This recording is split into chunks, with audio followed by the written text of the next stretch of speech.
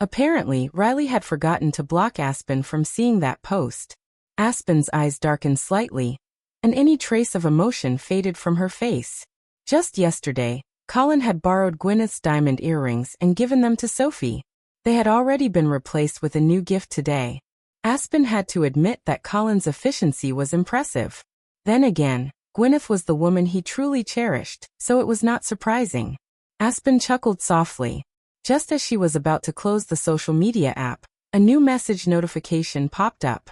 It read, "Aspen, I'm returning in 10 days. The profile picture was blank with the initials AJ displayed instead. It was someone who had been on her contact list for years, one she had not spoken to in 6 years. Aspen's breath hitched, but she didn't respond. At 4:20 p.m., Colin had just wrapped up a grueling board meeting. It wasn't until Riley reminded him that he remembered he had promised to pick up Sophie. He got into his car and rubbed his temples, exhaustion weighing on him. Then he ordered, "Drive faster." "Yes, sir." The driver responded quietly, stepping on the gas. Colin planned to pick Sophie up, drop her off with Aspen, and then head over to Gwyneth's place. However, his phone rang, breaking the silence. The name Gwyneth flashed across the screen. He hesitated briefly before answering. Gwyneth's trembling voice, tinged with panic, came through the line. "Colin, Pepper isn't doing well. She's foaming at the mouth, and the vet says her condition is critical. I think she might not make it this time." Pepper was Gwyneth's dog, a birthday gift Colin had given her years ago. During their time apart, Pepper had been her constant companion, and had even helped her recover from depression. To Gwyneth, Pepper was more than a pet. It was like their child. Colin's gaze darkened slightly. He kept his tone steady. "Don't worry. I'll come over soon." "No, please hurry." Gwyneth sobbed, her voice cracking. "I'm scared. I don't think she'll survive." Her voice broke completely, and Colin instinctively tensed. In his mind, Sophie's hopeful eyes flashed for a brief moment, but Gwyneth's distress quickly overpowered that thought. Gwyneth needed him right now. "All right, I'm on my way," he said firmly. Ending the call, Colin gave new instructions to the driver. "Turn around. Head to Lakeside Veterinary Hospital." The driver hesitated but quickly complied. "Yes, Mr. Fuller." Colin texted Riley, telling him to pick up Sophie in his place. He glanced at the small strawberry cake Riley had prepared for Sophie, and then closed his eyes, unwilling to look at it anymore. At the preschool, Sophie stood by the entrance, watching as a light drizzle began to fall. The cold wind bit at her cheeks, turning them pale. All the other children in her class had already been picked up. Even the last remaining girl couldn't help but ask curiously, "Sophie, didn't you say your dad was coming to pick you up today?" Before Sophie could respond, a boy nearby laughed mockingly. "She's lying. She doesn't have a dad. She's just making it up." Sophie's eyes dimmed, her small chest tightening with sadness. She couldn't find the words to defend herself because there was nothing she could say to prove him wrong. All the other children's fathers showed up for parent-child events and school meetings, but hers never had. Not even once. Hearing what he had said, the boy's father gave him a light smack on the head. "Don't talk nonsense." "Sorry about that." He apologized to the teacher before pulling his son away. The teacher knelt beside Sophie and gently asked, "Sophie, isn't your dad coming to pick you up today?" Sophie wanted to say he was, then wondered if she had made things difficult for him. She thought perhaps she shouldn't say anything. Forcing a smile, she replied softly, "Miss, my mommy's coming to get me." "All right, I'll call your mom for you," the teacher said kindly. Sophie swallowed the bitter feeling in her chest and whispered, "Thank you." By the time Aspen arrived at the preschool, it was pouring.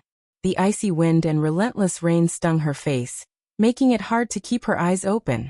She hurried to the entrance, panting. The sight that greeted her stopped her in her tracks. Sophie was huddled in a corner, trembling from the cold, her tiny frame soaked and shivering. Aspen felt as though someone had driven a knife straight into her heart.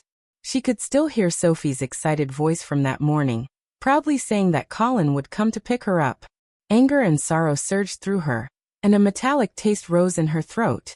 Wiping the tears from the corners of her eyes, Aspen forced a smile and called out, "Sophie." Sophie looked up, her pale face lighting up at the sight of Aspen. All the hurt and disappointment melted away in that moment, replaced by a soft, fragile whisper. "Mommy."